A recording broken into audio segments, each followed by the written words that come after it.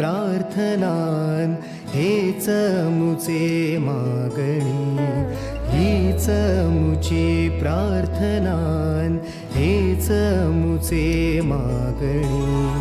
माणसाने माणसाशी माणसा सम वागणे,